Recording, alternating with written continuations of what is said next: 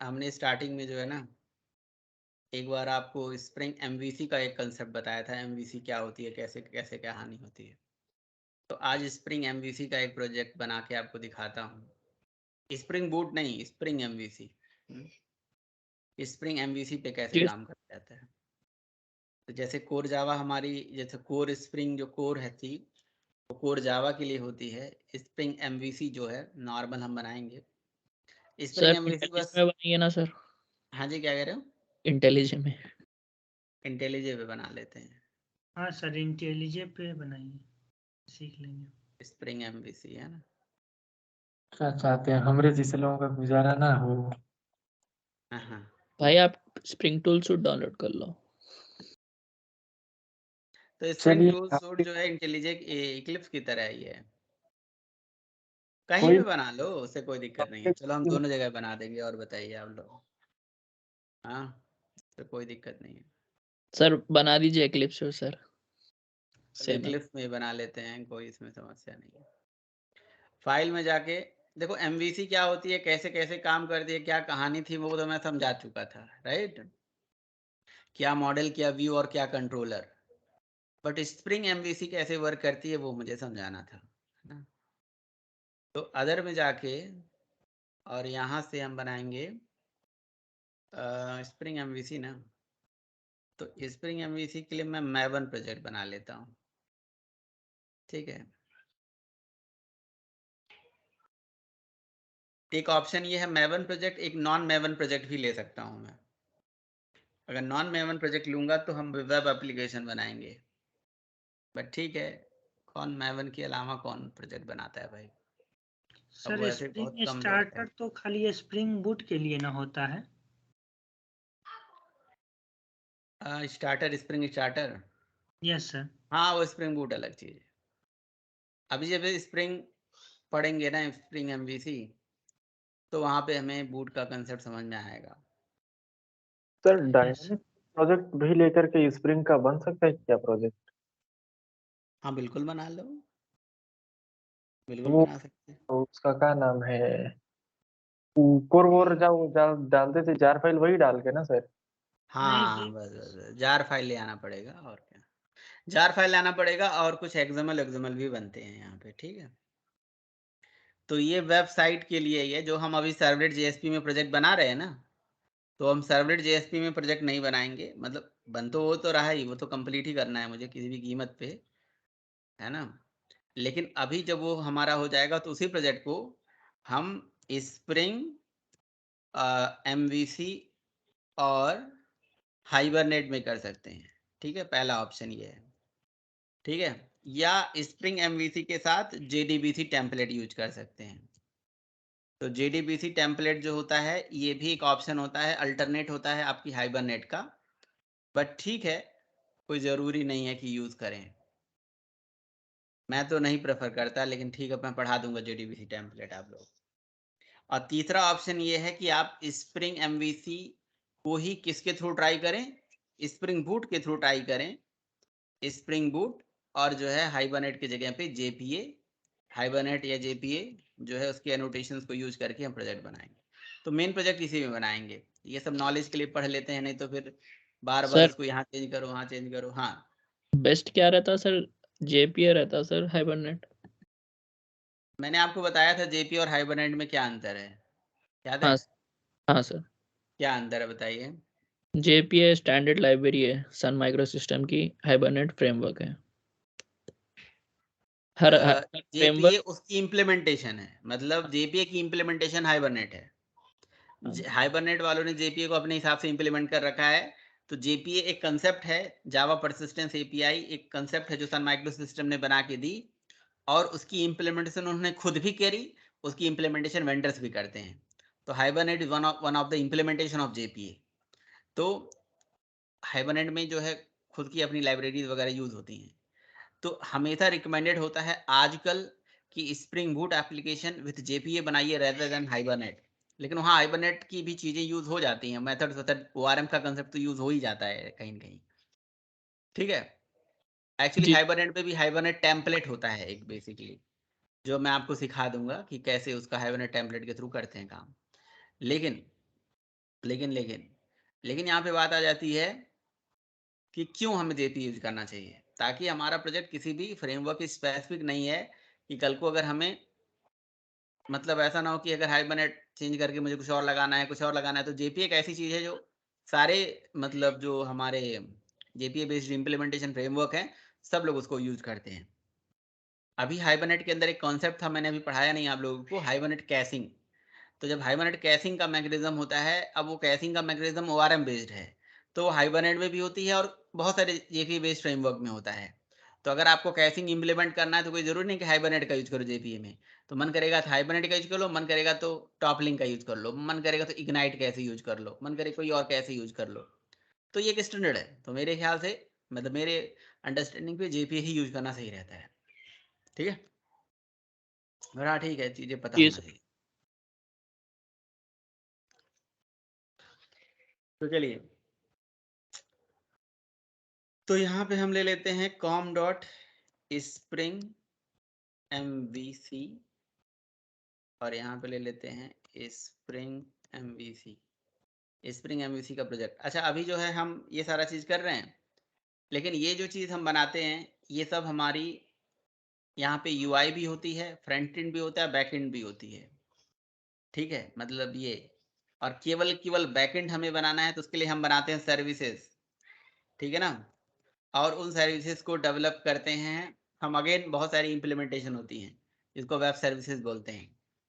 तो जब इन सारे कंसेप्ट को थोड़ा समझा दूंगा तो वहीं पे वेब सर्विस फिर स्टार्ट करूंगा। आप सर्विस बताना, सर्विसेज में भी जो अलग अलग टाइप की सर्विसेज होती हैं, सोप सर्विसेज होती है, रेस्ट सर्विसेज होती हैं, फिर उन सर्विसेज को भी और कैटेगराइज करने के लिए, सिंप्लीफाइज करने के लिए बन जाता है माइक्रो सर्विसेज।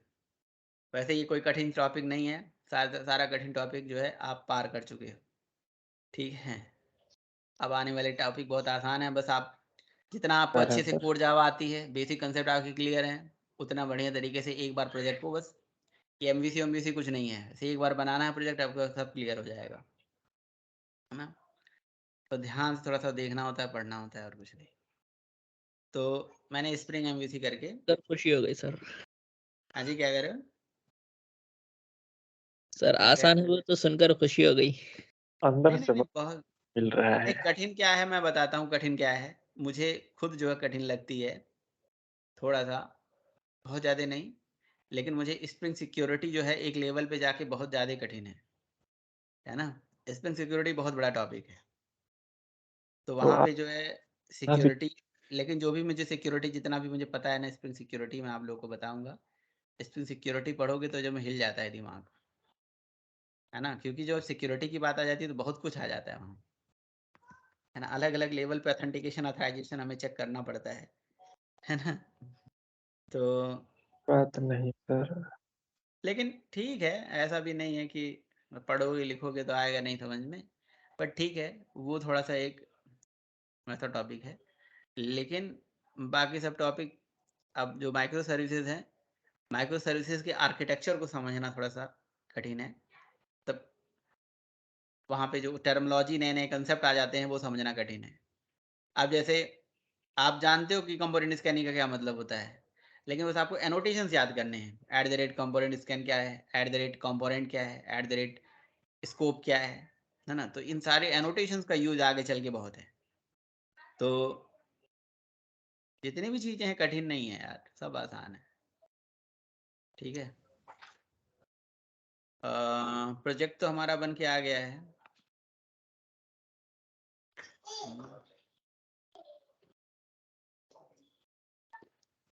तो एक मिनट रुकना जरा।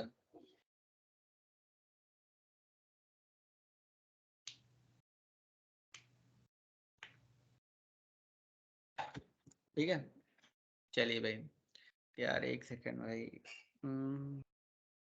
प्रोजेक्ट तो बन के आ गया, लेकिन बहुत सारा एरर फेरर दिखा रहा है। वो इस वजह से दिखा रहा है क्योंकि यहाँ पे ना हमने सर्वर का जो रन टाइम है वो नहीं होगा इसके पास।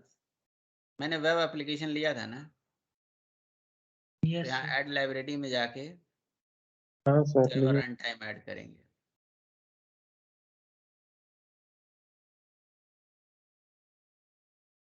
ठीक है,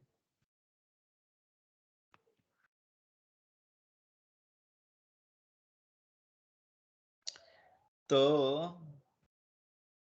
फॉर्म डॉट एक्सएमएल है, ये मेरा जावा 1.5 क्यों पिक कर लेता है? ये बाय डिफॉल्ट डिफॉल्ट यही लेता है। सर मेवन 1.5 आप बिल्ड टूल में 1.5 डाले होंगे सर, मेरे पास भी वही पिकअप करता था वो। आपने बदल दिया क्या?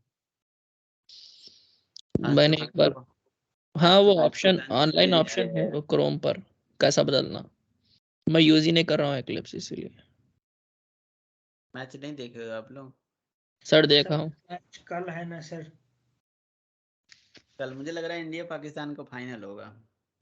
हाँ सर सर पाकिस्तान फाइनल में आ तो गई। जाए सर, पहले कल जीत तो जाए। भारत का दौड़ पाकिस्तान तक होता है।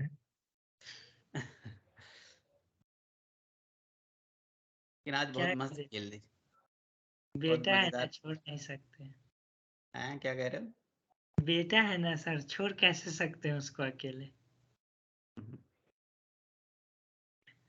अब संतुष्टि के लिए कुछ भी कह लीजिए। कुछ भी कह लो।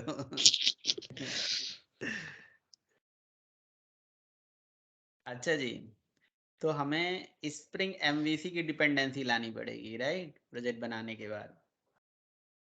तो हम लिखेंगे भैया स्प्रिंग एमवीसी मैवनवा डिपेंडेंसी। आ जा भाई, आज थोड़ा जल्दी पढ़ा के यार सो जाना है, सुबह थोड़ा जल्दी उठना चाहिए। सोच रहा हूँ 5 बजे उठाया करूँ, सही रहता है यार। 4 बजे नहीं उठ सकते हैं हम। सर तो ये ही नहीं। तो डिपेंडेंसीज के अंदर डिपेंडेंसी में ये पेस्ट कर दिया और सेव कर दिया हमने। तो स्प्रिंग एमवीसी की डिपेंडेंसी ऐड करने के बाद ना आपको spring core, spring context, AOP, है ना, ये वेब एमवीसी सब आ गया, है ना। स्प्रिंग एओपी भी एक मॉड्यूल है हमारे पास जो एस्पेक्ट ओरिएंटेड प्रोग्रामिंग होती है, जिसमें join download point, point cut, है, एडवाइस, स्प्रिंग करेंगे तो भी एक्सप्रेशंस का आता भी है। आ गया। क्या कह रहे हो? डाउनलोड करेंगे तो भी आ जाएगा सारा ना सर? डाउनलोड करेंगे तो भी आ जाएगा, बिल्कुल डाउनलोड करेंगे तो काहे नहीं आएगा, मना थोड़ी न करेगा, इंटरनेट होना चाहिए बस। इंटर बिना डेटा के डाउनलोड करने की कोशिश ना करना।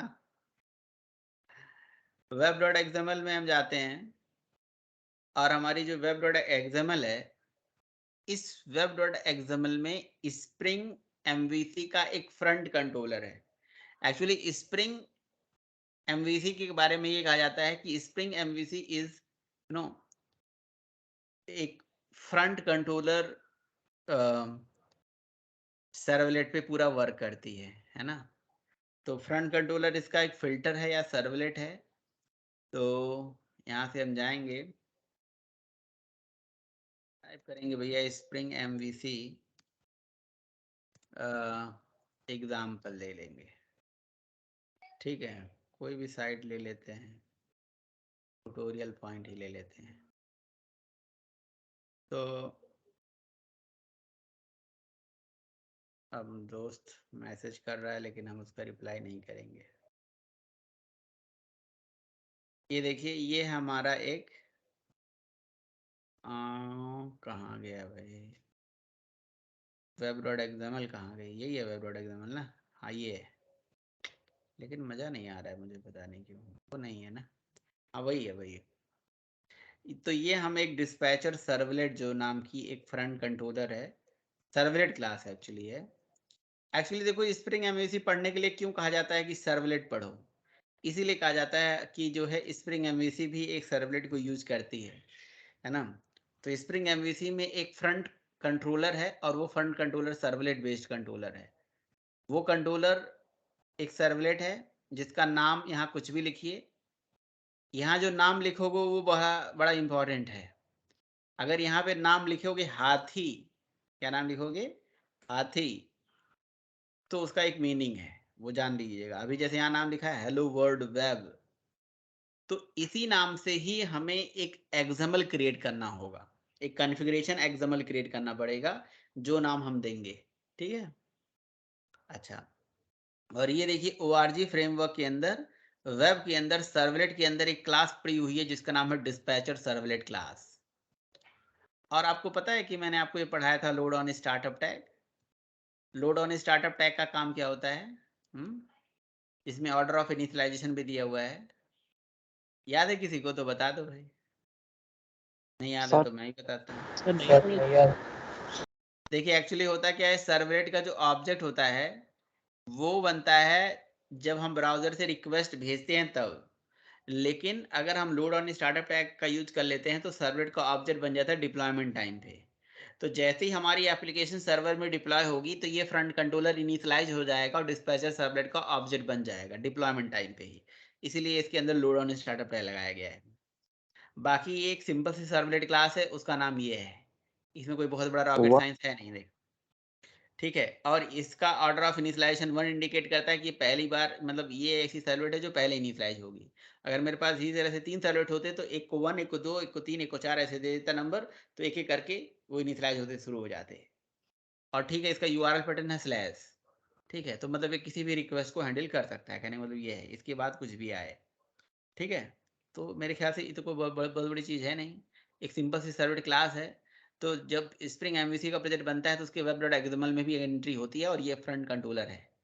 जब हम स्प्रिंग बूट से एप्लीकेशन बनाते हैं ना तो यही चीज़ हमें दिखता नहीं है, ये सब ऑटो कॉन्फ़िगरेशन हो जाता है और हमारे लिए वो सब हाइड हो जाता है, और यही सब हम अंदर जाके पढ़ रहे हैं। समझ रहे हो? ये एब्स्ट्रैक्शन लेयर है, समझ लो, जो स्प्रिंग बूट में आप पढ़ते हो। चलिए, क्लियर है? कुछ पूछना है? सर ये डिस्प्ले नेम का टैग क्यों यूज किया हुआ है? हटा दो डिस्प्ले नेम, तो ये बाय डिफॉल्ट आता है, ये नाम डिस्प्ले कराने के लिए। हटा दो, जरूरत ही नहीं है, ऑप्शनल टैग है। हटाइए और बताइए, और कुछ हटाना है तो और हटा दूंगा। ये सर लगाने से कहाँ पे मतलब डिस्प्ले करेगा? कहीं नहीं डिस्प्ले करेगा, बेकार है वो, उसका कोई यूज नहीं है। सर लोड ऑन स्टार्टअप में सर और कुछ आर्गुमेंट पास कर सकते हैं?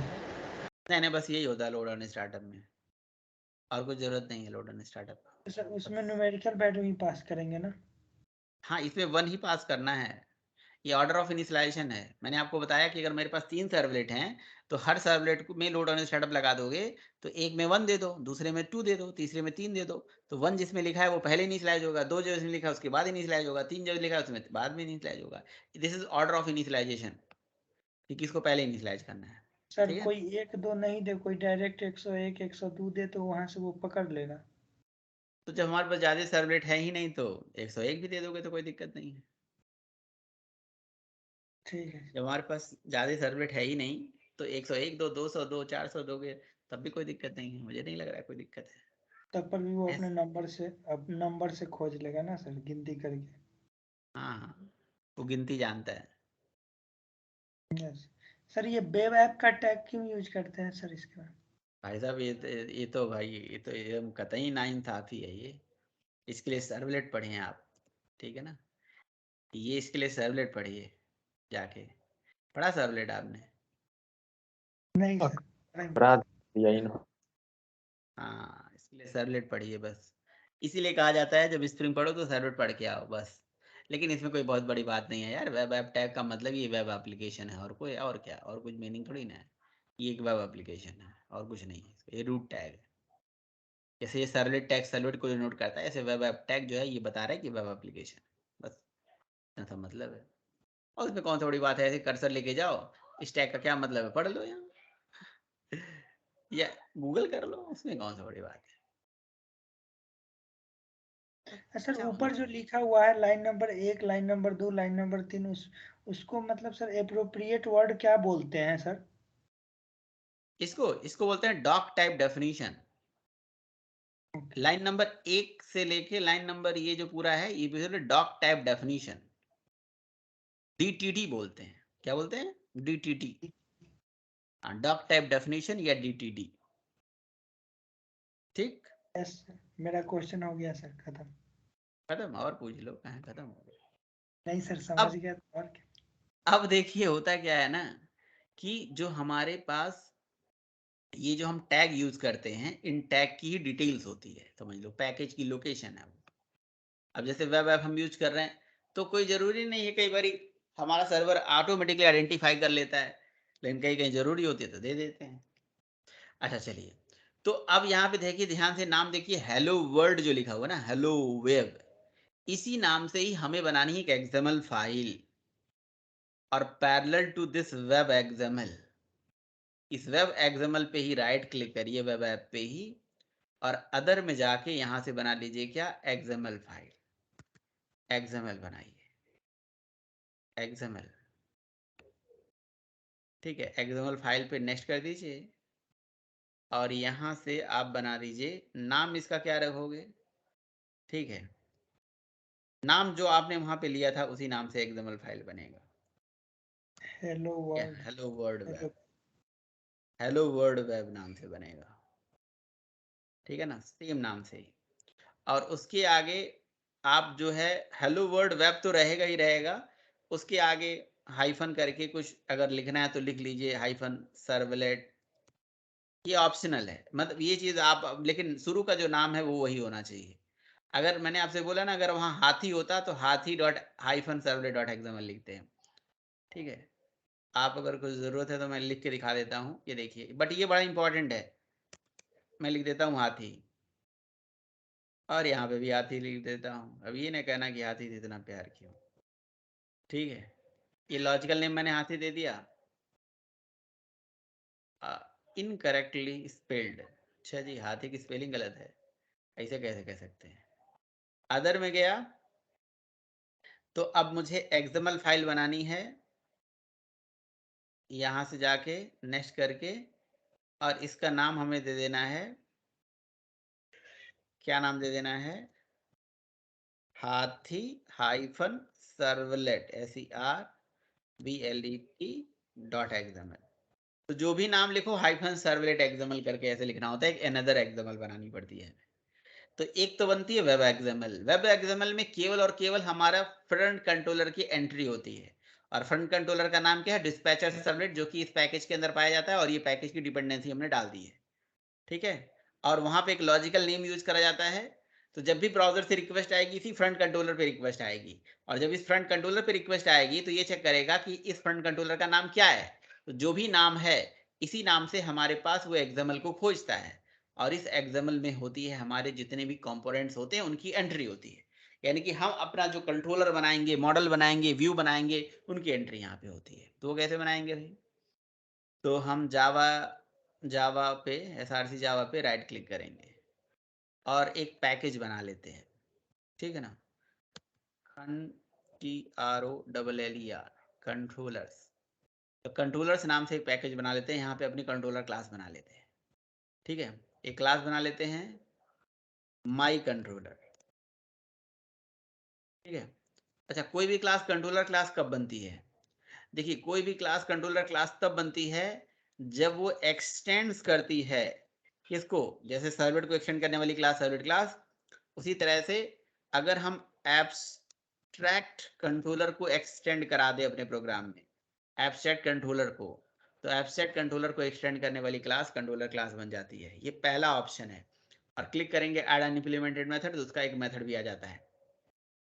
तो कंट्रोलर बनाने के लिए आपको एक क्लास बनानी है जो कि एब्स्ट्रैक्ट कंट्रोलर से एक्सटेंड करके, और उसका एक मेथड होता है हैंडल रिक्वेस्ट इंटरनल, जिसके अंदर रिक्वेस्ट HTTP रिक्वेस्ट रिस्पांस भी आ जाता है, और उसके बाद जो रिटर्न मॉडल एंड व्यू करता है, बेसिकली इसका return type model and view है। तो यहाँ पे आप अपना लॉजिक सर लिखिए। हाँ जी, HTTP सर्वलेट रिक्वेस्ट और रिस्पांस सर्वलेट वाला ही है क्या? बस बस बस, और कौन सा है, देखिए ध्यान से देखिए ना, ये पूरी स्प्रिंग MVC सर्वलेट पे ही तो डेवलप है, बेस्ड है, बस थोड़ा सा कस्टमाइज्ड है, और क्या, इसीलिए कहा जाता है सर्वलेट पढ़ लो, और क्या, कोई बड़ी बात नहीं है, ये सर्वलेट वाला ही रिक्वेस्ट रिस्पांस है, ठीक है। ये देखिए एक तरीका है, एक अनदर तरीका भी बताऊं आपको, आप इसको एक्सटेंड मत करो, ठीक है, और उसके बाद अपना खुद का मेथड बनाइए, वाइड शो हाथी घोड़ा दुनिया जारी, हाथी घोड़ा पाल की जय करियां लाल की, ऐसे बनाइए, और इसके ऊपर @कंट्रोलर एनोटेशन लगा दीजिए, ठीक है, @कंट्रोलर, तो जो बताइए जो आपको आसान लगे, कंट्रोलर लगाने से भी कंट्रोलर बन जाता है और वो एक्सटेंड करके एफसेट कंट्रोलर से भी एक कंट्रोलर बन जाता है, बट मैं इसको थोड़ा सा आगे बताऊंगा, पहले हम इम्प्लीमेंट करना नहीं पड़ेगा एनोटेशन नहीं एनोटेशन वाला ही, लेकिन एनोटेशन के केस में हमें एनोटेशन वो सब लगाना पड़ेगा ना, तो चूंकि स्प्रिंग एमवीसी भी स्प्रिंग कोर को यूज करती होगी, तो अगर हम एनोटेशन यूज करेंगे तो हमें वो एनोटेशन इनेबल कराना पड़ेगा, ठीक है। Okay sir. अब देखिए भाई साहब, अब हम क्या कर सकते हैं, मॉडल एंड व्यू यहाँ पे इनहेरिट कर लिया, ओके जी। अब स्प्रिंग का एमवीसी में कंट्रोलर क्लास बना लिया जी, तो यानी कि यहाँ दो कंट्रोलर हैं, एक कंट्रोलर हमारा फ्रंट कंट्रोलर है जो कि जिसका नाम है डिस्पैचर सर्वलेट, ठीक है ना। तो अगर आप गूगल पे जाएं और टाइप करें क्या, स्प्रिंग एमवीसी, स्प्रिंग एमवीसी का फ्लो कैसे जाता है, इमेजेस में जाएं तो देखिए स्प्रिंग एमवीसी का फ्लो कैसे जाएगा भाई। सबसे पहले ब्राउजर से रिक्वेस्ट आएगी तो जाएगी डिस्पैचर सर्वलेट के पास जो कि हमारा फ्रंट कंट्रोलर है, ठीक है। फ्रंट कंट्रोलर डिस्पैचर सर्वलेट जिसकी एंट्री वेब.xml में हुई है, वहां से वो हैंडलर मैपिंग को खोजता है, और हैंडलर मैपिंग को खोजने के लिए कहाँ जाएगा, अपनी एक्सएमएल में जाएगा। यहाँ पे ये हाथी सर्वलेट डॉट एक्सएमएल जो है, यहाँ पे हैंडलर मैपिंग की एंट्री होती है, ठीक है।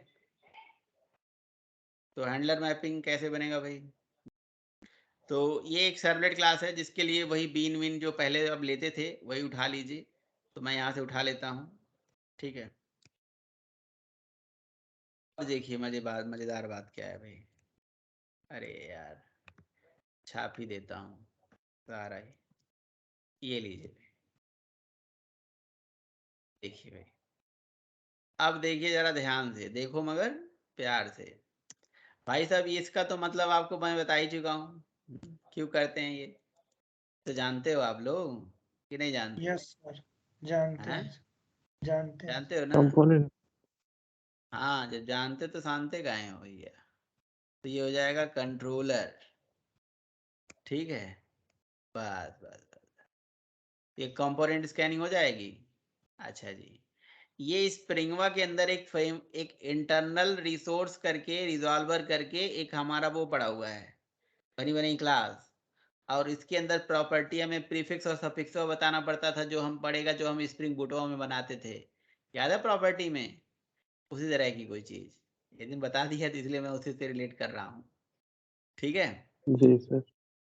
तो मतलब स्प्रिंग, तो हैंडलर मैपिंग पे जब रिक्वेस्ट जाएगी ना, तो हैंडलर मैपिंग सबसे पहले हमारे इस पर्टिकुलर एक्सएमएल में जाएगा और कंपोनेंट स्कैनिंग करेगा, कंपोनेंट स्कैनिंग करके हमारे कंट्रोलर्स पैकेज के अंदर कंट्रोलर क्लास से मिलेगी, और जब कंट्रोलर क्लास के पास वो जाएगा तो जो भी इसके अंदर एक्शन एक्टिविटी दुनियादारी कहानी करा जाएगा वो कर लेगा, और यहाँ से रिटर्न करेगा मॉडल एंड व्यू, ठीक है ना। तो देखिए इसका डायग्राम देखिए, देखिए रिक्वेस्ट गई यहाँ पे हैंडलर मैपिंग के पास, हैंडलर मैपिंग से गई कंट्रोलर के पास, और कंट्रोलर से रिटर्न हो गया था मॉडल एंड व्यू, और मॉडल एंड व्यू में एक्चुअली व्यू छिपा होता है, और व्यू रिजॉल्वर क्या करता है, इसको व्यू रिजॉल्व करके आपको व्यू दिखा देता है, समझ रहे हो। तो जो व्यू रिजॉल्वर है इसका रोल क्या है, व्यू रिजॉल्वर कुछ और नहीं है, एक्चुअली उस क्लास का नाम है इंटरनल रिसोर्स व्यू रिजॉल्वर, एक बनी बनाई क्लास है। इस क्लास का काम होता है व्यू को रिजॉल्व करना, मतलब व्यू को दिखाना कि भाई व्यू कैसे होगा। व्यू मतलब एमवीसी में मॉडल व्यू कंट्रोलर तो होता ही है, तो यहाँ मॉडल हमने बनाया नहीं है अभी, ठीक है। तो कंट्रोलर हमारा रेडी है और व्यू तो हमने बनाया नहीं, तो हम व्यू भी बनाते हैं, चिंता कहीं कर रहे हो, डोंट चिंता ये। वेब आईएनएफ के अंदर हम जेएसपी फाइल फोल्डर एक बनाएंगे, वैसे आपकी इच्छा, आप कहीं भी अपना व्यू रखो, आपकी इच्छा है। तो मैं वेब आईएनएफ के अंदर एक जेएसपी नाम का फोल्डर बनाऊंगा जहाँ पे मैं अपना व्यू रखूंगा। यहाँ पे एक फोल्डर बना दिया भाई, फोल्डर बनाऊँ पैकेज बनाऊँ, फोल्डर बनाता हूँ जिसका नाम रख देता हूँ जेएसपी, जेएसपी नाम का फोल्डर बना दिया, और यहीं पे अपना एक व्यू बना दिया। व्यू का नाम क्या रख लिया, व्यू का नाम कुछ भी रखिए, मर्जी आपकी, ठीक है, बट एक्सटेंशन डॉट जेएसपी होना चाहिए। तो इसका जेएसपी फाइल में बनाऊंगा, नाम इंडेक्स रख लूँ क्या अच्छा रहेगा, होम रख लेता हूँ, ठीक है, होम डॉट जेएसपी। और होम जेएसपी में कुछ भी मैं यहाँ पे स्क्रिप्टलेट टैग वगैरह लगा के मैं आपको कुछ दिखा दूंगा, है ना। यहाँ पे लगा दिया मैंने आउट डॉट प्रिंट एलन में। अच्छा, मैं यहाँ पे कुछ डेटा लेके आऊँ क्या अपने कंट्रोलर से? तो कंट्रोलर से डेटा लाना है तो ये जो मॉडल एंड व्यू है ना, इस मॉडल एंड व्यू का ऑब्जेक्ट बना दो भाई। मॉडल एंड व्यू का ऑब्जेक्ट बना दीजिए। लिखिए model and view is equals to new model and view. बन गया। अब मॉडल एंड व्यू का जब हम ऑब्जेक्ट बनाएंगे तो ये ओवरलोडेड है। ये स्ट्रिंग नेम भी मांगता है, यहाँ व्यू भी मांग रहा है, या नेम के साथ वैल्यू भी मांग रहा है, हैश मैप भी मांग रहा है, पता नहीं क्या क्या मांग रहा है भाई। ठीक है, और हम चाहें तो कुछ भी ना करें, मॉडल एंड व्यू का ऑब्जेक्ट बना दें। और उसके बाद क्या करें? उसके बाद इसका एक मेथड होता है ऐड व्यू करके, राइट। तो इसमें ऐड या put add model and view भी है, ऐड ऑब्जेक्ट है, ऐड मैप है, बहुत सारे मेथड हैं यार। ऐड ऑब्जेक्ट मेथड चला के आप कुछ व्यू भेज सकते हो।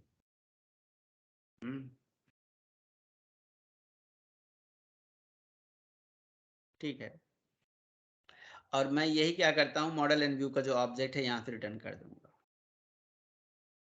ठीक है, अब यहाँ पे मॉडल एंड व्यू रिटर्न के जगह पे आप कुछ भी कर सकते हो। आप चाहो तो यहाँ से रिटर्न टाइप स्ट्रिंग कर दो और सीधे व्यू रिटर्न करा दो, यहाँ से आपकी इच्छा है। तो मॉडल एंड व्यू का आप देखिए, इसका नाम से स्पष्ट है मॉडल एंड व्यू, मतलब ये मॉडल का भी काम करेगा और व्यू का भी काम करेगा। मॉडल मतलब जो डेटा को होल्ड करके भी रखे, और व्यू मतलब जो डेटा को दिखाए भी। तो ये ऑलरेडी यहाँ पे आया था, इसलिए मैंने मॉडल एंड व्यू का यूज कर लिया। तो मैं एक काम करता हूँ, मॉडल एंड व्यू के अंदर ही यहाँ पे नाम दे देता हूँ जो जेएसपी हमारी ओपन होने वाली है, home.jsp। ठीक है, और उस जेएसपी पे मैं कुछ डेटा भेजना चाहता हूँ, तो मैं एंड व्यू करके लिखा हुआ है। सर हमने तो बताया था ना XML में। अरे भैया तनी रुक जाइए, कहाँ बताया था? तो ये नुकसान कर देगा, बता दो कि ऐड ऑब्जेक्ट कर दें, ऐड एट्रीब्यूट्स भी कर दें, ऐड ऑब्जेक्ट ही कर लेते हैं। ऐड ऑब्जेक्ट करके हम यहाँ पे डेटा भेज सकते हैं। जैसे नेम में हमने दे दिया MSG और वैल्यू में दे दिया हमने हेलो स्प्रिंग MVC। ठीक है, उसके बाद यहाँ पे सेव कर दिया। ठीक है, यहाँ से मॉडल एंड व्यू रिटर्न हो गया। हमने जो हमने इस यहाँ पे बताया था, यहाँ पे बस बताया है कि अपने इंटरनल व्यू रिजॉल्वर को कह दिया, हे व्यू रिजॉल्वर भाई तू जान ले कि तुझे जब भी कोई भी व्यू ओपन करना है तो तुझे वेब INF के JSP फोल्डर में तुझे व्यू मिलेगा जिसका एक्सटेंशन JSP होगा। ये नहीं बताया कि कौन सा होगा, आप समझे? ये तो नहीं बताया ना कौन सा होगा, उस JSP का नाम क्या है, ये बताया यहाँ पे? जी नहीं बताया। हाँ सर। यहाँ पे हम बता रहे हैं। अब यहाँ पे जो हम इस JS मॉडल एंड व्यू से जो रिटर्न करा रहे हैं ना, ये MSG भेज रहे हैं, हम चाहें तो इस MSG को यहाँ पे EL टैग का यूज करके यहीं प्रिंट करा लें। इसे ऐसे EL टैग लगाएं और MSG को ऐसे डॉलर के साथ दिखाएं। सही है ना? ठीक है, बस हो गया। तो ये व्यू वहाँ से रिटर्न हो जाएगा, सारा मामला रेडी है, कुछ हमें करना ही नहीं है। और सर्वलेट की भी एंट्री है, पहले चलाते हैं फिर आपको बताते हैं कि क्या हो रहा है क्या नहीं हो रहा है।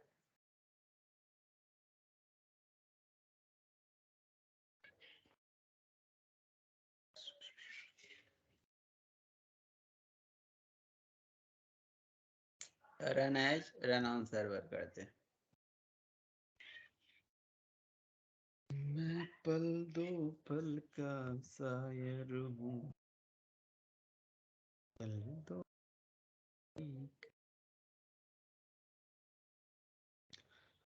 मैं भी शायर ही था सर। सर्वर क्या कह रहे हो? मैं भी शायर था बोल रहे हैं, तो कुछ सुनाइए हेमंत भाई। सुनाइए सुनाइए। शायर सर।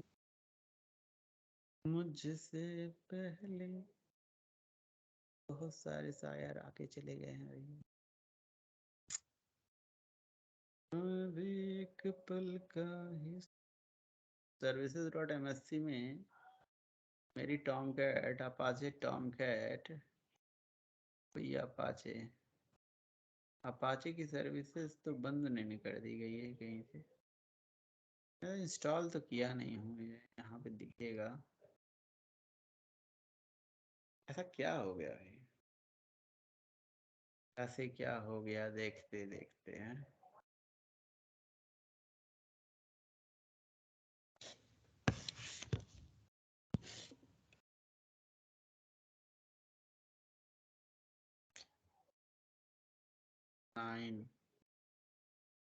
ब्राउज कर लेते हैं, सब कुछ तो सही है यार।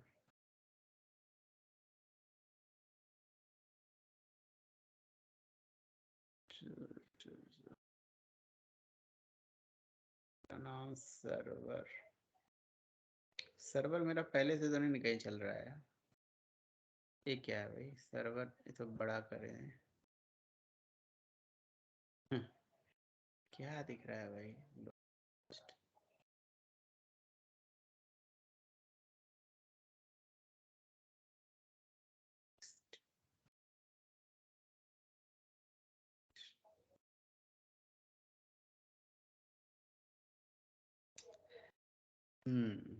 आप भी पहले शायर थे तो सुनाइए भैया कुछ।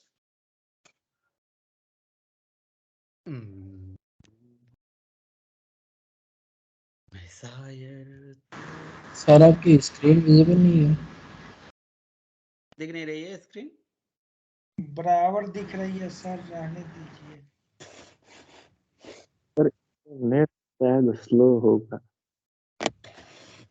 डाटा खत्म हो गया होगा आप लोगों का। सर मुझे भी रुक रुक कर आ रही है रिस्क रीश है, एक बार कर दीजिए। अरे यार मुझे समझ में नहीं आ रहा है कि मुझे ये मेरा पोर्ट नंबर वा क्यों अलग हो गया यार। चलो शेयर कर देंगे बात, मुद्दा वो नहीं है। मुद्दा ये है कि हमारा जो है ये पोर्ट नंबर क्यों रिजर्व का है, नहीं रह रहा है यार। अलग से मैंने कहीं चला रखा है क्या सर्वर अपना। मैं कितने बार चेंज करूंगा, ये कह रहा है कि ऑलरेडी। जी सर, एक बार हाँ मैनुअली शट डाउन कर दीजिए एक बार। सही करना पड़ेगा, सही कह रहे हो, ये अच्छा है।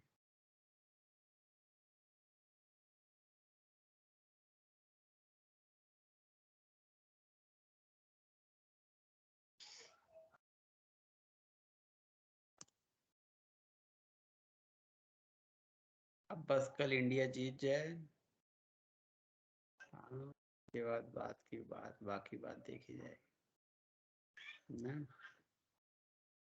Yes sir. रविंद्र यादव अगर नहीं, अगर मगर तो खैर कोई बात ही नहीं है। अगर कल इंडिया जीत जाती है ना, तो इंडिया के जीतने की खुशी में पता क्या करेंगे, आपके तरफ एक्स्ट्रा क्लासेस एक्स्ट्रा क्लासेस चलने लगेंगे। यस। से धन्यवाद।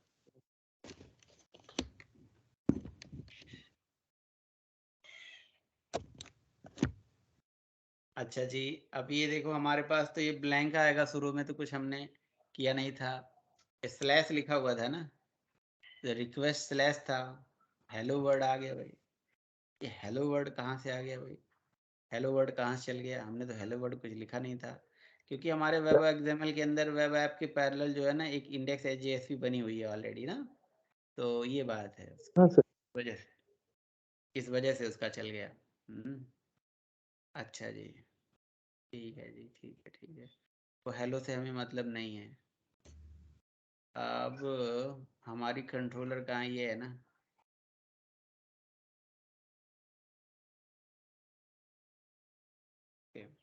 ये एपसेट कंट्रोलर से हमने एक्सटेंड किया भी था।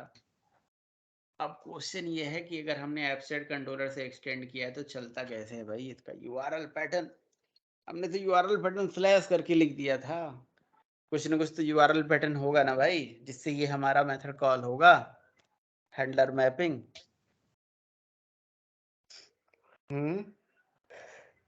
क्योंकि बाय डिफॉल्ट तो ये इसको कॉल कर रहा है, इंडेक्स को कॉल कर रहा है। एक बार देखते हैं। हमने करा ही नहीं है सर कहीं। क्या किया है, राउट वगैरह तो हमने डिफाइन ही नहीं करा है। क्या नहीं डिफाइन किया है? मतलब भाई यूआरएल पैटर्न तो हमने बताया ही नहीं सर कहीं। बट चलता है यार, एक तरीका तो है। एक तरीका है कि हम कंट्रोलर पे वो मैपिंग तो लगा दें, यूआरएल पैटर्न दे दें। हाँ, मैंने एक्चुअली क्या करा ना, मैंने एक्सएमएल तो बना लिया नया वाला, ठीक है, और कंट्रोलर को रहने दिया पुराना वाला, इसलिए समस्या हो गई। ठीक है, तो मुझे अपने कंट्रोलर में थोड़ा सा चेंज करना पड़ेगा, ठीक है। कंट्रोलर जो है हमें पुराने ज़माने का करना पड़ेगा। यहाँ पे बेसिकली हमें अपने कंट्रोलर की एंट्री करनी पड़ती है। ये जो कंट्रोलर है ये दूसरा तरीका है। इस तरीके से अगर चलाना है तो अपने कंट्रोलर के आगे @कंट्रोलर लगाना पड़ेगा बस, ठीक है। चलो मैं यही कर देता हूँ जो रेडी है अभी, @कंट्रोलर कर देता हूँ, एक्सटेंड करने की ज़रूरत नहीं है। और ये जो मेथड है इसका नाम @ओवरराइड बस हटा दीजिए। नाम आप कुछ भी रखिए, उसका नाम हाथी घोड़ा भी रख सकते हो। जैसे इसका नाम लिखा है ना @हैंडलर इंटरनल फलाना डिमाका, इसका नाम शो रख दो, उससे कोई मतलब नहीं है अभी। और यहाँ थ्रोज रोज लिखने की ज़रूरत नहीं है। बाकी return type model and view वगैरह दुनियादारी सब सेम रहती है, ठीक है।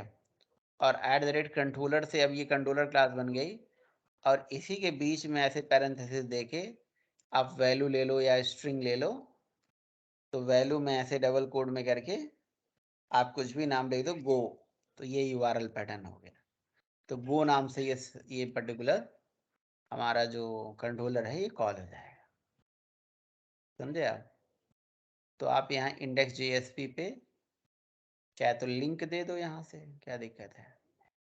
यहाँ लिख दीजिए AHREF और यहाँ पे लिख दीजिए गो, और यहाँ पे लिख दीजिए क्लिक, और यहाँ से कर दीजिए रीलोड, रीलॉन्च।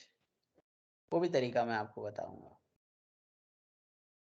वैसे करना तो हमें यही तरीका है, बट वो तरीका एक जान लीजिए नॉलेज के लिए है। अभी इसको करेंगे रिफ्रेश, ये देखिए आ गया। क्लिक बटन पे जैसे हिट मारेंगे तो ये आ गया इंटरनल एरर। क्यों इंटरनल एरर कह रहा है कि no adapter for handling the dispatcher servlet configuration need include handler mapping that support the handler mapping. Okay, handler mapping, no adapter handler mapping. तो हैंडलर मैपिंग नहीं पड़ा हुआ है क्या? हैंडलर मैपिंग को ख़त्म कर दिया हमने।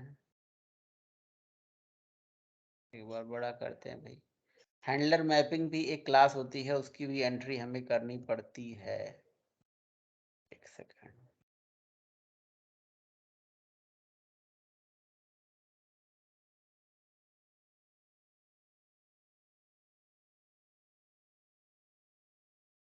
ओके। तो मैं काम करता हूँ फिलहाल, ये जो कंट्रोलर है इसमें ये वैल्यू ना देखे। एक दूसरा क्या अप्रोच है, हैंडलर मैपिंग हम यूज तो कर नहीं रहे हैं, तो हम लिख देंगे @रिक्वेस्ट मैपिंग, ठीक है ना। और @रिक्वेस्ट मैपिंग में यहाँ पे दे देंगे नेम या वैल्यू जो भी है, नेम मेथड दे के दें, सामने लगता है यहीं सर। पे दे देते हैं ऐसे। सर हाँ क्या कह मेथड रहे के ऊपर ना पड़ेगा सर रिक्वेस्ट मैपिंग। हो? रिक्वेस्ट मैपिंग मेथड के ऊपर, सही कह रहे हो, ये यू तो आर हमें कह रहे थे। यू आर राइट, है ना, एकदम ऐसे राइट ना। तो रिक्वेस्ट मैपिंग करके हम ऐसे लिख देंगे, तो ये हैंडलर मैपिंग है एक तरह से, ठीक है। लेकिन यही काम अगर हम वहां से करते तो अभी मैं आपको करके वो भी दिखाऊंगा।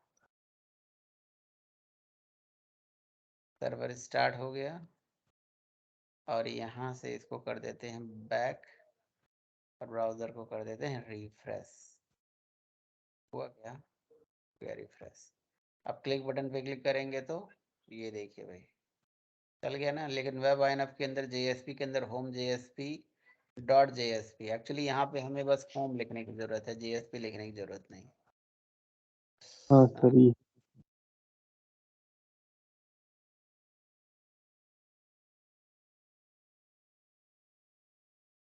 यहाँ पे बैक करेंगे, रिफ्रेश करेंगे, और उसके बाद देखिए जैसे क्लिक करेंगे, देखें क्लिक करेंगे तो ये देखिए ये चल गया MVC। Oh my God, ELG जो है EL इसमें सपोर्ट नहीं कर रहा है, मतलब व्यू तो हमारा डन हो रहा है। MSG इग्नोर ऐड ऑब्जेक्ट हमने किया हुआ है, तो यहाँ पे हम पेज डायरेक्टिव का एट्रीब्यूट यूज कर लेंगे is EL ignored, is EL ignored, is EL ignored. Is EL ignored क्यों दिख नहीं रहा है भाई? आप लोग को दिख रहा है क्या? नहीं सर, ये एट्रीब्यूट ही नहीं दिख रहा है। कंट्रोल पेज स्पेस डायरेक्टिव करवाएगा।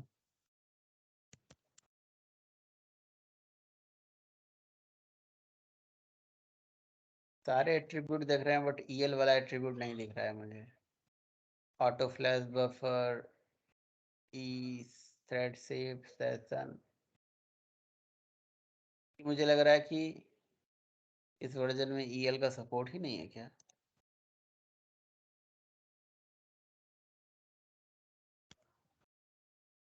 Is EL ignored is equal to true कर दें, TR रेडी डालना पड़ेगा क्या JSTL वाला? हाँ JSTL वाला जैन तो नहीं डालना पड़ेगा?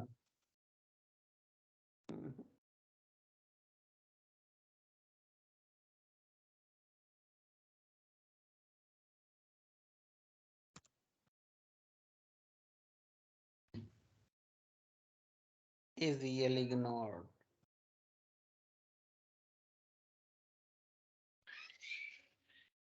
ये नहीं समझ में आ रहा है कि इज EL इग्नोर्ड जो है हमारा दिखा ही नहीं रहा है यार, ये तो अजीब ही किस्म का प्रॉब्लम है। चलो ठीक है, कोई नहीं। ये JSTL का जार की वजह से तो नहीं दिखा रहे सर। EL नहीं, जार और का क्या ले जाना, ये तो JSP का नॉर्मल कंसेप्ट है।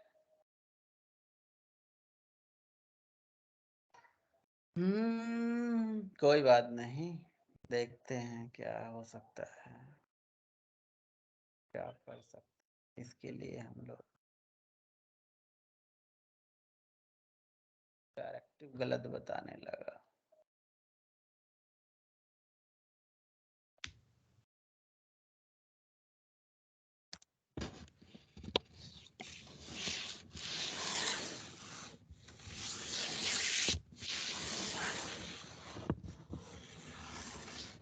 म्यूट कर लो भाई। इज EL इग्नोर्ड जो डायरेक्टिव है ये हमारे JSP में दिख नहीं रहा है, क्या रीजन हो सकता है भाई?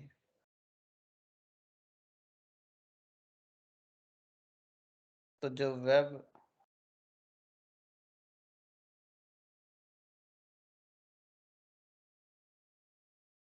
अच्छा, जो हम web.xml यूज कर रहे हैं Tomcat 6 इज सर्वलेट 2.5 और वर्जन ये 2.5। हमारे वेब ऐप में क्या है भाई? हमारी वेब ऐप है, बहुत पुरानी वेब ऐप है क्या ये? 2.3 का DTD है, तो इसलिए जो है पुराना, बहुत ज़्यादा ही पुराना web.xml हमने उठाया। 0.4 यही से उठा लिया होगा क्या? नहीं है तो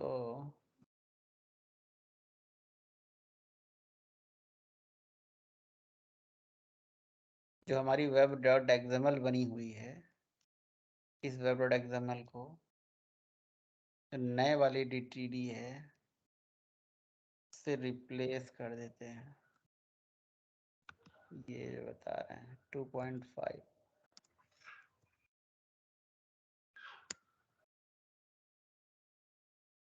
ठीक है। एक सेकंड चाहिए, कंट्रोल वाई सही है ना? अभी दिक्कत नहीं है। अब ये वेब ऐप यहाँ ओपन है तो मैंने वेब ऐप को क्यों उड़ा दिया था? वेब ऐप पड़े रहने दो, इसको हटाओ।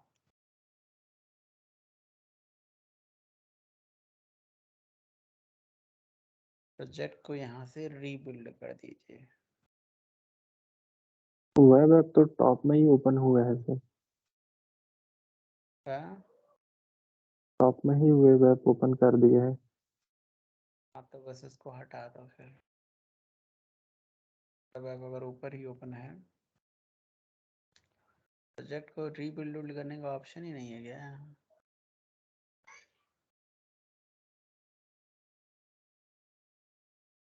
सर कहीं में प्रोजेक्ट पर राइट क्लिक करिए सर।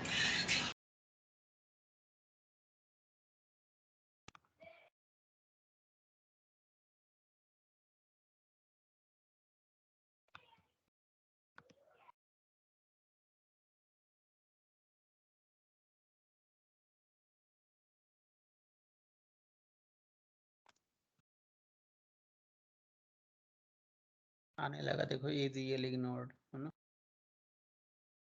तो ठीक है, अभी हमें कुछ करने की ज़रूरत ही नहीं है ऐसा, है ना। easily ignored भी करने की ज़रूरत नहीं है, क्योंकि बस हमें जो अपने XML का जो वर्जन है वो हमने चेंज कर दिया, उसी से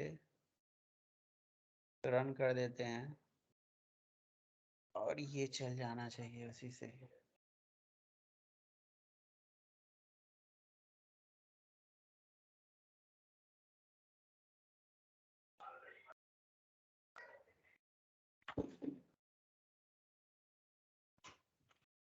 ठीक है, सर्वलेट से रिक्वेस्ट जाएगी JSP पे और JSP इस बार दिखा देगा हमें डेटा। दिखा दे मेरे भाई। हाँ, गजब। आ गया, बस हमने XML चेंज किया है और कुछ नहीं चेंज किया है। बाकी देखिए कहानी क्या हो रही है। कहानी जो हो रही है ना, जो भी हो रही है गलत हो रही है। इसको बंद करता हूँ। अभी मैं एक और कहानी ओपन करता हूँ, एक चैप्टर और ओपन करता हूँ इसमें। बंद हो जा भाई।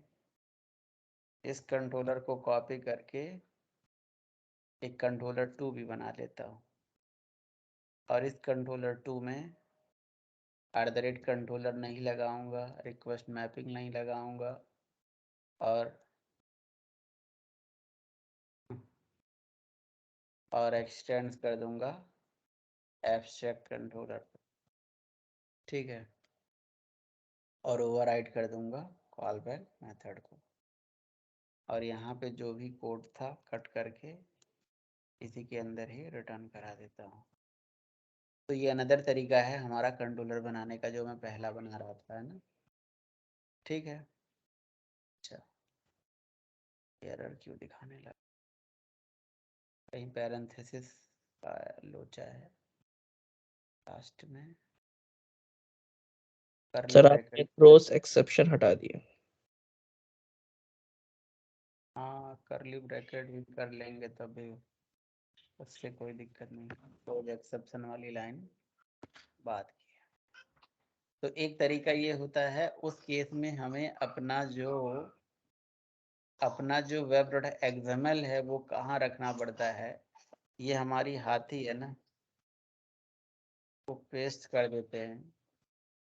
इसका नाम हाथी 2 सर्वलेट रख देते हैं, हाथी 2। अब हम अपने वेब डॉट XML में यहाँ पे नाम हाथी 2 दे देंगे। ये जो एरर आ रहा है इसको इग्नोर कर देंगे, तो ये हाथी 2 वाले को पॉइंट करने लगेगा। ठीक है, हाथी 2 को पॉइंट करेगा। अब हाथी 2 वाले सर्वलेट में हमें क्या करना है, अब उसके बारे में मैं आपको बताता हूँ। तो ये तो तरीका था कंपोनेंट स्कैनिंग वाला, है ना। तो यहाँ पे एक टैग होता है हैंडलर मैपिंग। यार यहाँ पे एनोटेशंस मतलब वो शॉर्टकट वगैरह जो है दिखाता नहीं है। तो यहाँ पे एक सेकंड, यहाँ पे इस जगह कहीं और है क्या? एक सेकंड रुकिएगा।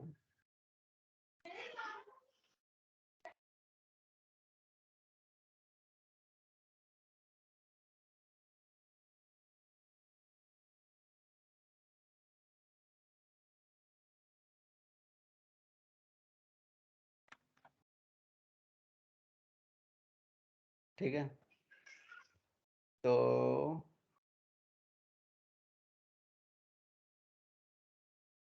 से मैं लूंगा, यहाँ से लूँ।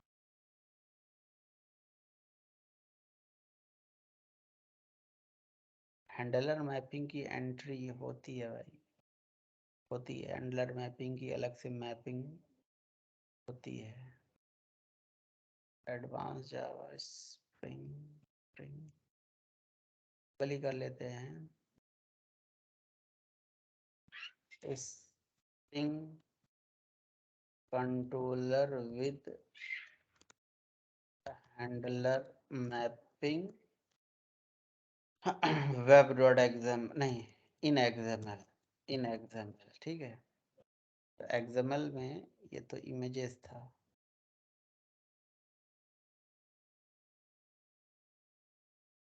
ये हैंडलर मैपिंग एग्जाम्पल, ठीक है।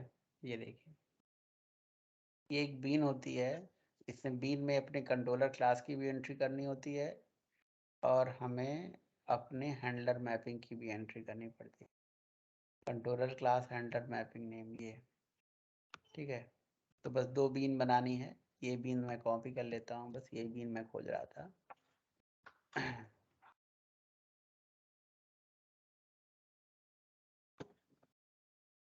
ठीक है,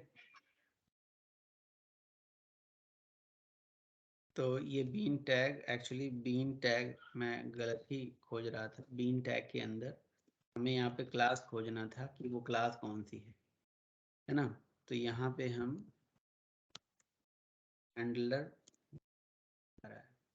ठीक है, org.spring फ्रेमवर्क के अंदर MVC के अंदर कंट्रोलर क्लास हैंडलर मैपिंग करके क्लास होती है। तो इसी क्लास की एंट्री हमें उठानी होती है। तो ये बेसिकली हैंडलर मैपिंग वाली क्लास है, जो ये वही काम करता है जो @request मैपिंग करता है।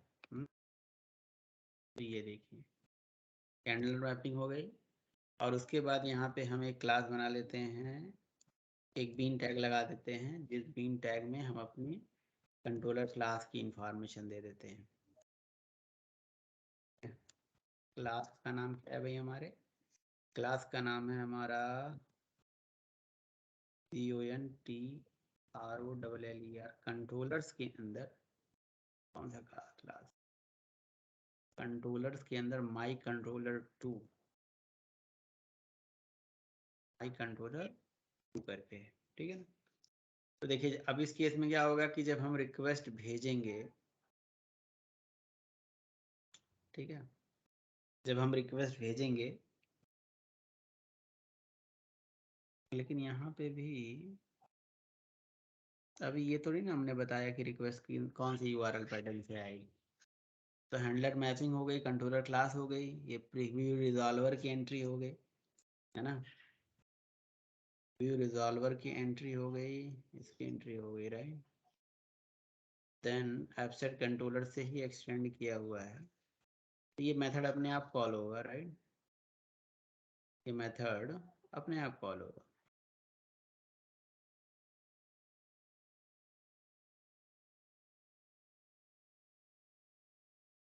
देखो यहाँ पे किया हुआ है, मॉडल एंड व्यू का ऑब्जेक्ट बना के किया हुआ है, रिटर्न।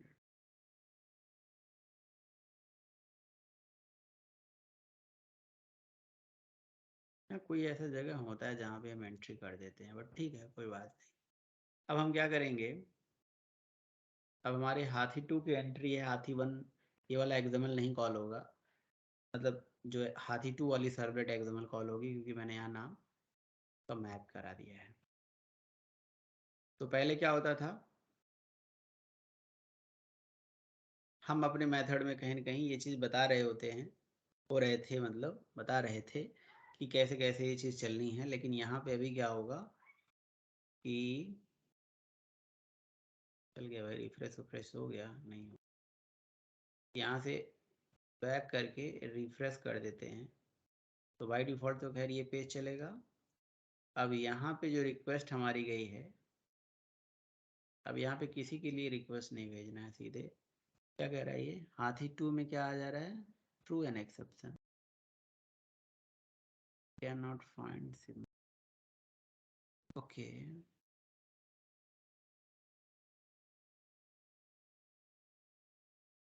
बात कुछ मुझे ज्यादा हजम हो नहीं रही थी।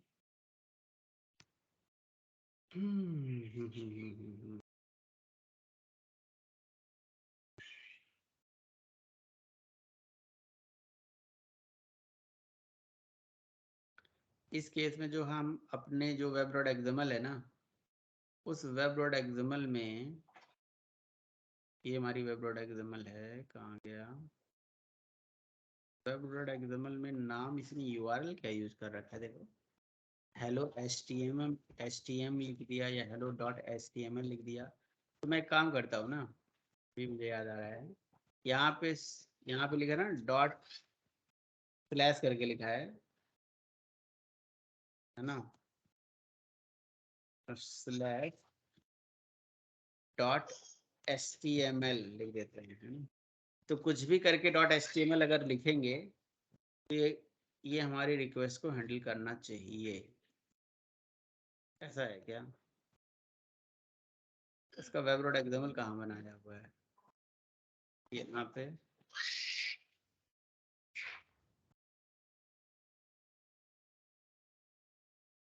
वेब एक्सएमएल तो यहाँ दिख ही नहीं रहा है।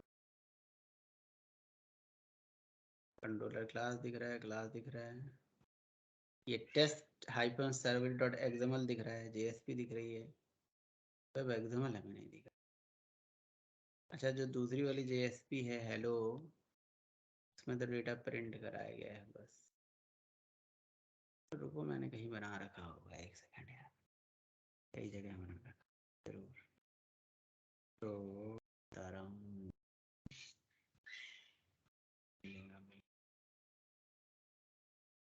लैपटॉप बैकअप पहले के लैपटॉप में हुआ करता था ये सारा चीज। न्यू वर्क स्पेस, सर मेरे को आपका स्क्रीन नहीं दिख रहा है। लेटेस्ट दिख रहा है, दिख रहा है। दिख रहा है, कोई कह रहा है नहीं दिख रहा है, कोई कह रहा है दिख रहा है। ये ना कंट्रोलर, एब्स्ट्रैक्ट कंट्रोलर से, ये मैंने रिक्वेस्ट मैपिंग से ही बनाया है। एक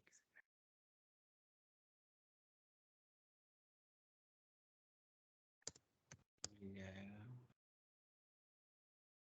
एब्स्ट्रैक्ट कंट्रोलर से हमने बनाया है, एकदम ये सारी चीजें सही है। हेलो पेज, और अब हमारे पास जो हमारी वेब कंटेंट के अंदर जो हमारा सर्वलेट एक्सएमएल था वो ये था, ठीक है। तो ये तो हमने बीन टैग में, हाँ ये चीज़ थी, अब आता है मुझे भाई। ये हमारा जो कंट्रोलर है, इस कंट्रोलर में देखो मैंने यही लिखा हुआ था क्या, जो हमारी कंट्रोलर वहाँ पे मैंने एंट्री करी हुई थी यही था। एक्चुअली हमारे हैंडलर मैपिंग इंटरफेस को इम्प्लीमेंट करने वाली बहुत सारी क्लासेस हैं, तो और मैंने यहाँ पे एक चीज़ और मिस कर दिया, मैंने आईडी नहीं दिया, ओनली कंट्रोलर क्लास का नाम बता दिया, आईडी हमने दिया ही नहीं। तो दे सकते हो, वैसे ये bean name URL handler mapping भी है, और ये भी एक क्लास है कंट्रोलर हैंडलर मैपिंग, ये भी है। तो किसी को यूज़ कर लो, चलो मैं इसी को यूज़ करूँगा जो मैंने कॉपी किया है। और एक चीज़ मैंने यहाँ पे क्या छोड़ दिया, यहाँ पे मैंने नेम एट्रीब्यूट छोड़ दिया है ना।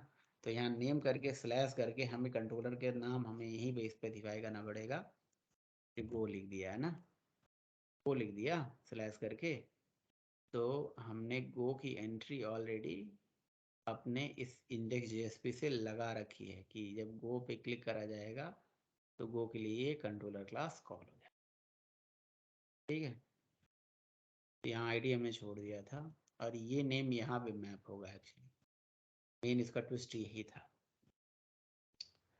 ठीक। वो एक्चुअली अब नहीं यूज करते हैं, कब यूज करते हैं ये, बट एक तरीका है, मैं आपको इसलिए बता रहा था, पहला स्टेप यही था कि चल जाए, फिर मैं आपको एक बार एक्सप्लेन कर दूँ, चल तो गया। सर एनोटेशन वाले में हैंडल मैपिंग ऑटोमेटिक कर देता होगा। यहाँ से रिफ्रेश करा, ये देखिए क्लिक करा, MVC के अंदर वो इज नॉट अवेलेबल। अच्छा, मैंने अपने वेब एक्सएमएल में भी तो छेड़खानी कर दिया है। ये सब तो हटाइए सर, उसको सेव।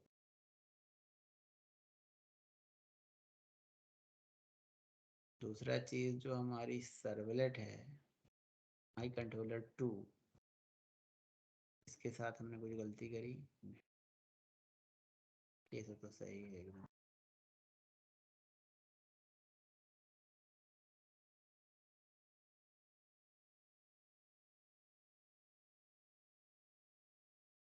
सर यहाँ पे स्लैश गो कहाँ लगाए हैं? अगर शांति से सुनोगे तो बहुत कुछ समझ में आएगा, है ना। बहुत सारा क्वेश्चन पूछ लिया मैंने, क्वेश्चन का आंसर दिया नहीं दिया ना, चलने तो दीजिए सर। ठीक है, देखिए चलो शांत। अगर ध्यान, क्वेश्चन पूछने से पहले क्वेश्चन पूछने में ज़्यादा विश्वास न रखें, मेरा मतलब मेरे कहने में ये है। क्वेश्चन पूछने से ज़्यादा विश्वास किस में रखें? समझने में। ठीक है, चलिए। क्वेश्चन तो खैर पूछना ही है, बाद में जितना मर्जी उतना क्वेश्चन पूछिए। तो ये देखिए, मैंने दो तरह से आपके अपने कंट्रोलर को इम्प्लीमेंट किया। तो कंट्रोलर MVC बेस्ड एप्लीकेशन बनाने के लिए क्या क्या चीज़ें होनी चाहिए, कैसे कैसे क्या क्या एप्लीकेशन बनाना है, पहले उसके बारे में समझिए। देखिए, अगर स्प्रिंग बेस्ड MVC एप्लीकेशन बना रहे हो तो हमने क्या प्रोजेक्ट बनाया, हमने मैवन में वेब प्रोजेक्ट बनाया, वेब एप्लीकेशन डेवलप किया, मैवन का एक वेब एप्लीकेशन बनाया। ठीक है ना। तो पहला स्टेप ये किया। दूसरा स्टेप क्या किया हमने जो है एक जो स्प्रिंग MVC का मैवन डिपेंडेंसी ऐड कर दिया। ठीक है, पहला। दूसरा स्टेप। तीसरा स्टेप क्या करिए, तीसरा स्टेप क्या करिए कि आप अपनी web.xml बनाइए। web.xml बनाइए, है ना। web.xml के अंदर आपके फ्रंट कंट्रोलर की एंट्री करिए। ठीक है ना, फ्रंट कंट्रोलर की make entry of front controller. अब वो फ्रंट कंट्रोलर का नाम क्या है? Dispatcher servlet. डिस्पैचर सर्वलेट याद रखिएगा, डिस्पैचर सर्वलेट। अच्छा, और डिस्पैचर सर्वलेट से ही लिंक होती है हमारी एक अनदर सर्वलेट, जिसका नाम होगा, जो भी नाम दीजिए, ABCD -servlet.xml, लेकिन अदर बनती है। उसके बाद हमारे पास बनती है क्या? देन बनती है कंट्रोलर क्लास। एक हम खुद की कंट्रोलर क्लास बनाते हैं। उस कंट्रोलर क्लास में हम अपना बनाते हैं यूजर डिफ। अच्छा, कंट्रोलर क्लास बनाने के दो तरीके होते हैं, देयर आर 2 ways, दो तरीके होते हैं। तो वो तरीके क्या हैं? एक है बाय एनोटेशन। ठीक है, आप @कंट्रोलर एनोटेशन लगा लीजिए, @कंट्रोलर एनोटेशन लगा दीजिए, या एब्स्ट्रैक्ट कंट्रोलर से एक्सटेंड कर दीजिए। ठीक है, इसे एक्सटेंड कर सकते हैं। तो ये दो तरीके हो गए। और छठवां स्टेप होता है कि आप क्या करिए भाई, आप एक व्यू क्रिएट करिए, व्यू बनाइए। ठीक है ना, ये स्टेप्स है, मतलब ये मेजर चीजें। तो मान लीजिए कि हमने प्रोजेक्ट बना दिया, एंट्री वेंट्री कर दी, तो सबसे इंपॉर्टेंट बात होती है कि हमारा फ्रंट कंट्रोलर यहाँ पे पड़ा होता है। तो ब्राउजर से रिक्वेस्ट आती है तो इसी फ्रंट कंट्रोलर पे रिक्वेस्ट आती है। इस फ्रंट कंट्रोलर में सबसे पहले ये चीज देखा जाता है, ये फ्रंट कंट्रोलर ये देखता है जो रिक्वेस्ट आ रही है, उस पर्टिकुलर रिक्वेस्ट के लिए जो भी अभी रिक्वेस्ट आई थी। अच्छा, ये फ्रंट कंट्रोलर की एक और खासियत क्या है, पहले ये समझिए कि ये तो डिप्लॉयमेंट टाइम पे इनिशियलाइज हो चुका होगा। जैसे ही हमारी एप्लीकेशन सर्वर में डिप्लॉय हुई होगी, उसी टाइम पे ही ये जो नाम है ये मैप हो गया होगा, और इसी नाम से इस डिस्पैचर सर्वलेट क्लास में ऐसा कुछ लॉजिक लिखा गया होगा कि ये नाम देखो, नाम के बेसिस पे हमारी इस पर्टिकुलर सर्वलेट कॉन्फ़िग को, यानी कि सर्वलेट एक्सएमएल को कॉल कर लो, यानी कि प्रीफिक्स चेक करता है यहाँ से, उसके बाद तुरंत ही ये कॉल हो जाता है। ब्राउज़र रिक्वेस्ट आते ही ये सारा काम हो चुका होगा, नहीं, डिप्लॉयमेंट होते ही ये सारा काम हो गया, सारा नाम हम चला गया। अब जब ब्राउज़र से रिक्वेस्ट आएगी, है ना, मतलब जैसे मैंने एप्लीकेशन को अभी डिप्लॉय किया, next next next next next finish कर दिया, अभी रिक्वेस्ट नहीं गई है। अब जब मैंने ऐसे क्लिक मारा तो इसका मतलब रिक्वेस्ट गया। तो जैसे ही मैंने क्लिक मारा, रिक्वेस्ट गया, तो रिक्वेस्ट किसके पास गई? इसी डिस्पैचर सर्वलेट के पास। इस डिस्पैचर सर्वर के नेम के माध्यम से हमारे उस एक्सएमएल को कॉल करेगा, ठीक है ना। एक्सएमएल के अंदर सबसे पहले रिक्वेस्ट जाएगी हमारे किसके पास, हैंडलर मैपिंग के पास। और जो हैंडलर मैपिंग होती है ये बेसिकली एक इंटरफेस होती है जिसकी इंप्लीमेंटिंग क्लास जिसका नाम है bean name URL handler mapping, जो कि इस पूरे पैकेज में पड़ा हुआ पैकेज की लोकेशन आप देख सकते हो। ऐसे बहुत सारे हैंडलर मैपिंग को इंप्लीमेंट करने वाली क्लासेस पड़ी होंगी, ठीक है ना। वो एक एक्चुअली बीन क्लास है और कुछ नहीं है। इसकी एंट्री हम कर रहे हैं और इस बीन का ऑब्जेक्ट बन गया। देखिए इसीलिए स्प्रिंग का कोर पढ़ना हमारे लिए जरूरी है। एक बीन क्लास है। अच्छा, ये जो हैंडलर मैपिंग क्लास होती है इस क्लास का ऑब्जेक्ट जो हमारा कंट्रोलर खुद ही बना देता है। कौन बना रहा है, फ्रंट कंट्रोलर बना रहा है। फ्रंट कंट्रोलर डिस्पैचर सर्वर के थ्रू जो है ये सारा काम हो रहा है। स्प्रिंग कोर के थ्रू ये सारा चीज बेसिकली हैंडल हो रहा है। अच्छा, यहाँ से जब हमारी हैंडलर मैपिंग, अब देखो ना, अब देखो स्प्रिंग एमवीसी का जो डायग्राम था मैंने आपको दिखाया था, स्प्रिंग एमवीसी, ठीक है। तो स्प्रिंग एमवीसी के इमेजेस में जब जाओगे तो आप यहाँ पाओगे क्या कि रिक्वेस्ट आई फ्रंट कंट्रोलर से या हैंडलर मैपिंग के पास गई। अब इस हैंडलर मैपिंग से ये पता चल जाता है हैंडलर मैपिंग करता क्या है, जो ब्राउजर से रिक्वेस्ट आ रही है ना उस रिक्वेस्ट की यूआरएल पैटर्न को देखता है कि उसकी यूआरएल पैटर्न क्या आ रही है। तो आप मुझे बताइए रिक्वेस्ट से यूआरएल पैटर्न क्या आ रहा है। रिक्वेस्ट से यूआरएल पैटर्न एक्चुअली जा रही है गो जा रही है। तो ये हैंडलर मैपिंग के पास गया। हैंडलर मैपिंग इस गो को चेक करने के लिए कहाँ जाएगा, ये अपने कंट्रोलर देखेगा कि ऐसा कोई बीन है क्या जिसमें जिसके नेम में ऐसा गो लिखा हुआ है। हाँ है भैया, ये कंट्रोलर क्लास है जिसके नेम में ये गो लिखा हुआ है। तो ये हैंडलर मैपिंग ये चीज देखता है, अच्छा हाँ ठीक है इसके साथ गो लिखा हुआ है, इससे हमारी कंट्रोलर क्लास को कॉल करता है, ठीक है ना। रिक्वेस्ट गई ये हैंडलर मैपिंग के पास और यहाँ से कंट्रोलर क्लास कॉल होगी। अब कंट्रोलर क्लास के पास जैसे वो गया उसने देखा कि अच्छा यहाँ से एब्स्ट्रैक्ट कंट्रोलर एक्सटेंड हुआ है, चाहे तो ये रिक्वेस्ट रिस्पॉन्स आ ही रहा है ना, रिक्वेस्ट आ ही रहा है ना, रिक्वेस्ट रिस्पॉन्स। भाई साहब रिक्वेस्ट रिस्पॉन्स आ रहा है ना, तो आप लोग की टास्क है, टास्क क्या है कि एक बढ़िया फॉर्म बनाइएगा, ठीक है, रजिस्ट्रेशन फॉर्म। जब डेटा भर के और सबमिट मारिएगा तो यहाँ से रिक्वेस्ट गेट पैरामीटर से सारा डेटा गेट कर लीजिएगा और डेटाबेस कनेक्शन का कोड लिख दीजिएगा यहाँ पे, है ना, डेटा डेटाबेस में स्टोर हो जाएगा। कोई बड़ी बात तो है नहीं, बड़ी बात नहीं है ना, लेकिन मुझे चाहिए कल काम। अगर नहीं होगा ना तो भाई साहब खून पी जाऊंगा मैं, जान लेना, ठीक है ना। तो ये रिक्वेस्ट पैरामीटर से डेटा गेट ओके आ गया। उसके बाद क्या होगा कि यहाँ पे आप डेटा सेव करा देंगे, कंट्रोलर में प्रोसेसिंग होगी। अब यहाँ से हम क्या बनाएंगे, एक व्यू बनाते हैं, जनरेट करते हैं, ताकि हम चाहे तो एक मॉडल बना लें, मॉडल में डेटा स्टोर करा लें, फिर हम वो आगे स्टेप करेंगे। अभी अभी हमने मॉडल बनाया नहीं है, चाहते तो कंट्रोलर से मॉडल के बाद डेटा सेव करा लेते और फिर वहाँ से हम व्यू जनरेट करा लेते फिर से, ठीक है।